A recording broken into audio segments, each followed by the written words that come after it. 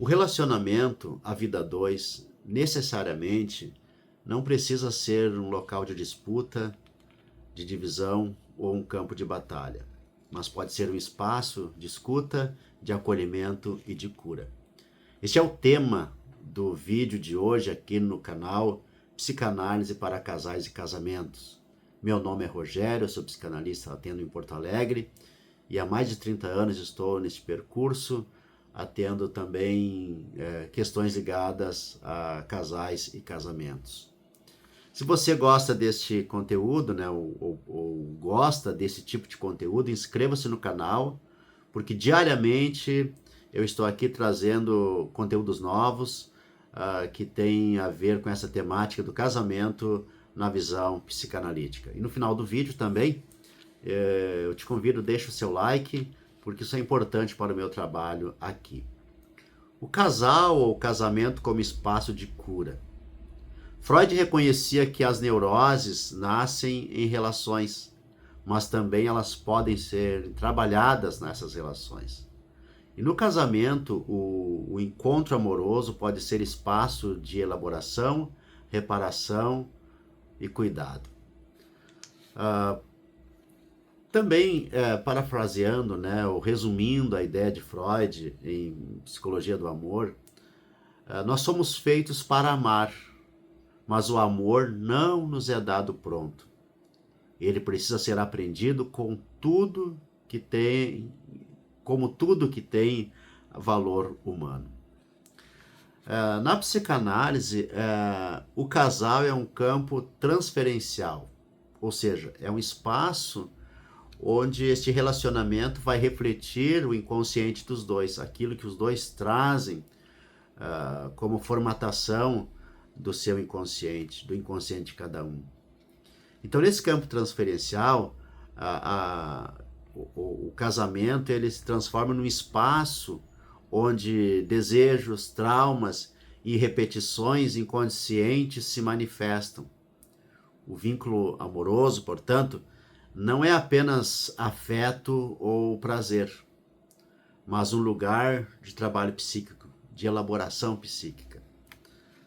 E Freud já percebia então que as neuroses se formam nas relações primárias, junto com os pais, com os cuidadores, com os irmãos, com aquelas pessoas que se encarregarão, né, de estar presentes na nossa vida nos primeiros anos. E também, mais tarde, o amor adulto vai oferecer uma nova oportunidade de reelaboração dessas experiências. Assim, o casamento pode se tornar uma cena de cura, não porque o outro nos salva, mas porque a relação desperta o inconsciente e permite a transformação a partir da elaboração daquilo que nós trazemos.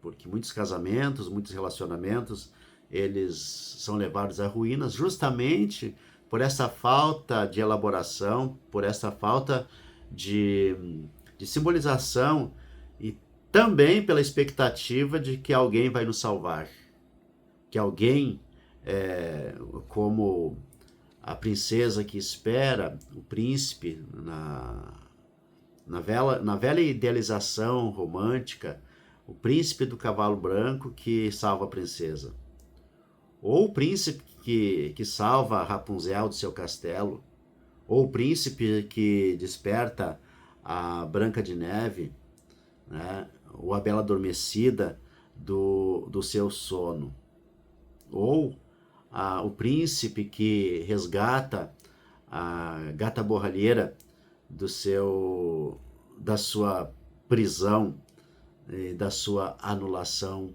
pela família. Mas o casamento, sim, ele pode ser um espaço de cura a partir desta cena, né? Não porque o outro nos salva, mas porque a relação desperta, então, o inconsciente, e essa relação, quando ela oferece um espaço de escuta, de presença, de acolhimento, de doação ao outro, né? De elaboração com o outro, de encontro com o outro, de escolha um ao outro, então esse relacionamento pode sim se transformar num espaço de cura.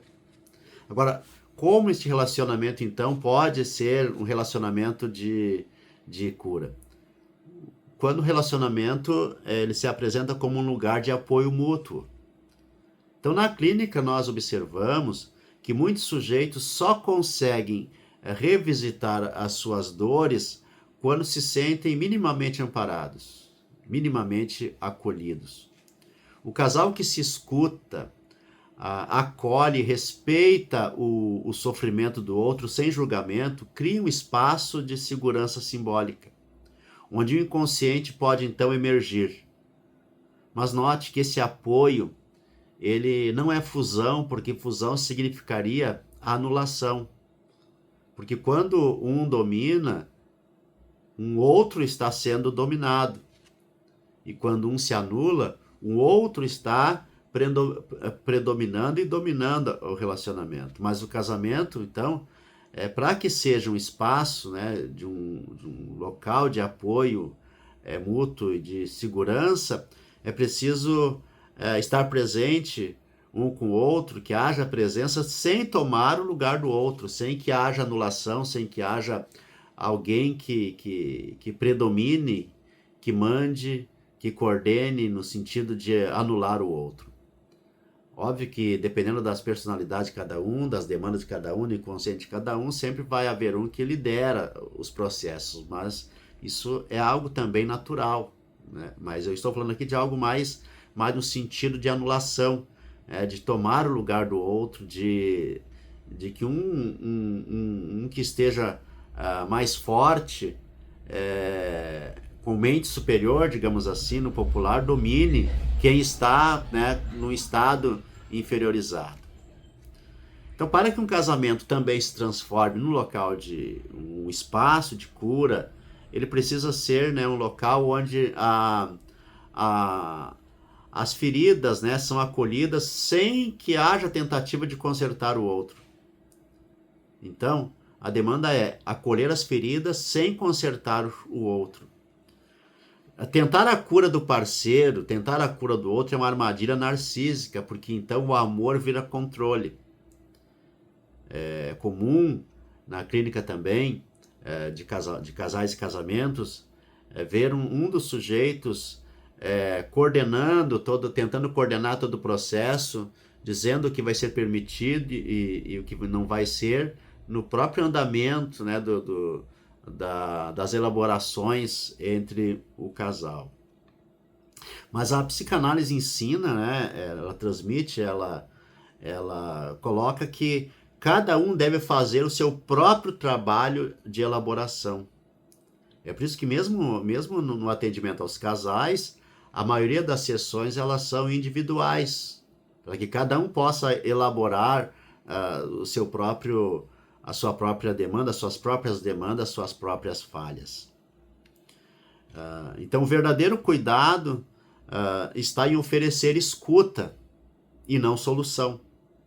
Este é o trabalho da análise, oferecer escuta, não impor soluções, não oferecer uma solução, porque o sujeito se cura ao dar sentido à própria dor e não ao ser consertado por alguém, seja o próprio cônjuge, ou seja o analista, ou seja quem for, né, que esteja ali trabalhando com o sujeito na sua demanda. Um outro caminho para transformar o casamento, para que o casamento se transforme no espaço de cura, é que o amor seja expressado, né, como experiência de reparação simbólica. Então, a demanda é trazer isto, né, o amor como experiência de reparação simbólica. Muitos conflitos conjugais eles reencenam, né, dores antigas, rejeição, abandono, crítica, invisibilidade, anulação, rejeição e tantas outras questões, né? Digamos assim, o desprezo, né, também nos relacionamentos, principalmente em dores, né, que se expressam e que a gente ouve muito na clínica. Então, muitos casais, muitos conflitos conjugais, elas reencenam essas dores antigas.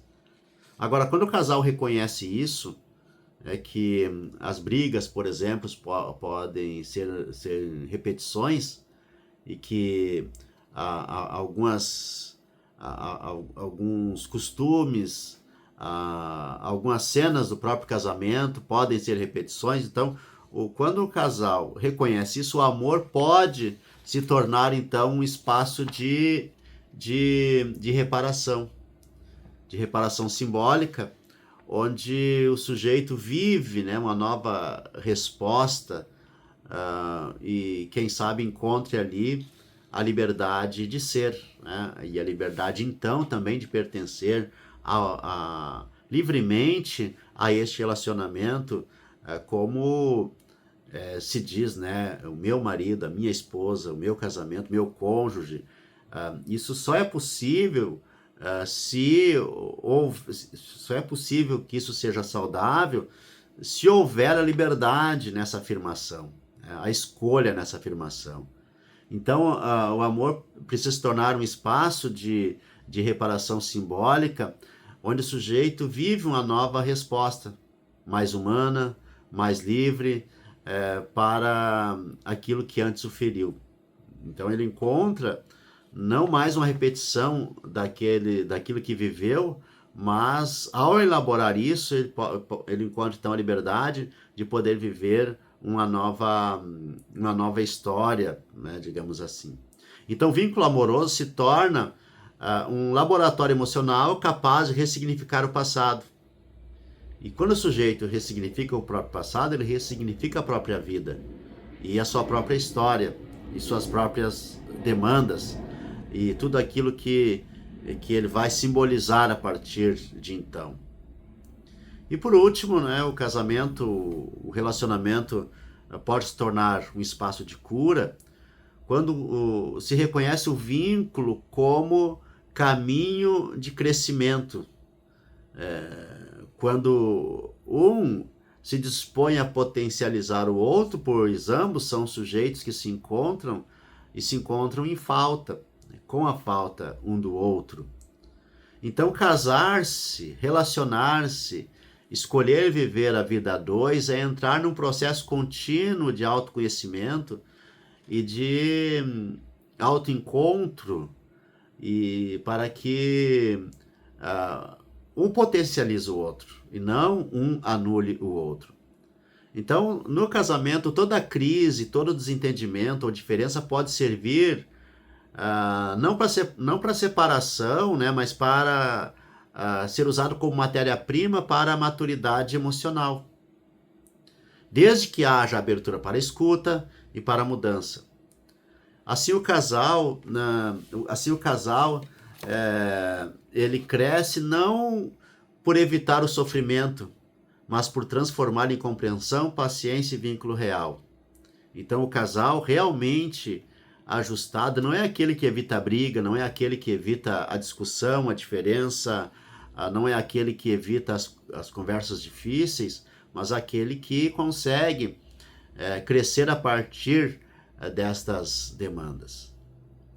O casamento, portanto, na perspectiva psicanalítica, pode ser um espaço de cura e crescimento, desde que ambos os cônjuges, ambos os parceiros, se comprometam com a verdade do que sentem,